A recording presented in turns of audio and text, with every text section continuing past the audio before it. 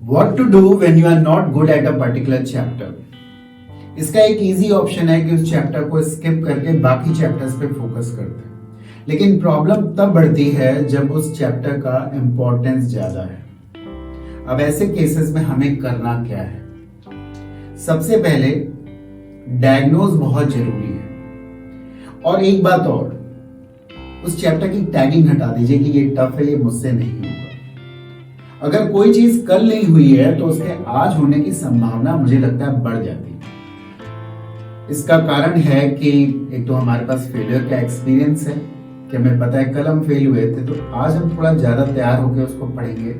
दूसरी चीज ये है कि कल से ज्यादा आज आप मैच्योर हो, आप एक दिन बड़े हो चुके हो तो आपका माइंड जो है वो ज्यादा मैच्योर हो चुका है। तो इसलिए कोई चीज अगर कुछ दिन पहले नहीं हुई है, कल नहीं हुई है, तो आज अगर ट्राई करेंगे तो उसकी संभावना जो है, उसकी हिटिंग जो है वो बढ़ सकती है। तो डायग्नोज करना है प्रॉब्लम को, प्रॉब्लम देखना है कि है कहाँ पे उस पर्टिकुलर चैप्टर में। एक कारण हो सकता है कि क्या मेरी कॉन्सेप्चुअल क्लैरिटी पूरी है। ऐसा होता है अक्सर कि हम एक सरफेस स्टडी करते हैं, ऊपरी चैप्टर पढ़ते हैं और हमें फिर लगता है कि सारे लेवल के क्वेश्चंस होने चाहिए, बट होता नहीं है ऐसा। एक पर्टिकुलर लेवल के क्वेश्चंस तो हमसे हो जाते हैं, लेकिन टफनेस जब बढ़ती जाती है तो शायद हमारी हिटिंग जो है वो मुश्किल हो जाती है, हम नहीं कर पाते हैं क्वेश्चंस को। तो पहले उसको आइडेंटिफाई करिए कि क्या आपकी पूरी कॉन्सेप्चुअल क्लैरिटी है। अगर नहीं है तो कुछ कॉन्सेप्ट्स ऐसे होंगे जो कि ज्यादातर यूज होते हैं। हर एक चैप्टर के कुछ कॉन्सेप्ट बहुत स्ट्रांग होते हैं जो मैक्सिमम क्वेश्चंस में यूज होते हैं, वो देखिए कहीं पे वहां पे तो प्रॉब्लम नहीं है, उसको पहले क्लियर होना पड़ेगा।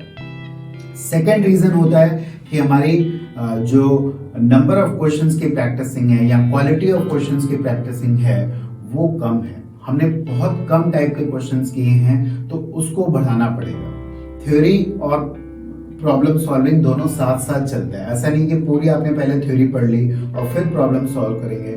लैंग्वेज ऐसे सब्जेक्ट में ऐसा होता है, but math, physics, chemistry, biology ऐसे सब्जेक्ट में नहीं होता।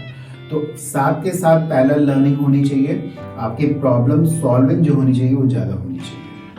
Third thing and a very important thing is की टेस्टिंग। आपने पढ़ तो लिया, क्वेश्चंस भी कर लिए, लेकिन आपने टेस्ट नहीं दिया तो वहां पे आपको अभी भी अपनी जो फाइनल वीकनेस है उसका पता नहीं चल पाएगा। टेस्टिंग करिए, उसको एनालाइज करिए कि अभी भी प्रॉब्लम कहाँ पे है, उसको फिर दोबारा रिविजिट करिए, दोबारा टेस्टिंग करिए और इस तरह से आप देखेंगे कि 2-3 टेस्ट के बाद आप उस चैप्टर में पूरा ग्रिप बना चुके हैं और वो आपका चैप्टर सबसे अच्छा बन सकता है।